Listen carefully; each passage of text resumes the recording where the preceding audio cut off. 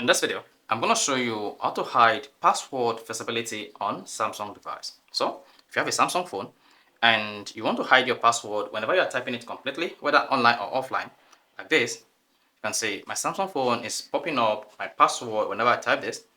This reduces the security function of this device and I will not be able to fully secure my password while doing this in public. However, I can hide this password visibility on my Samsung device. To do this, all you need to do is go to your Samsung phone settings. Then you want to scroll down and click on Security and Privacy. Now scroll down and click on More Security Settings. Then locate Make Password Visible and turn this feature off. Show password character briefly as you type them, then turn this feature.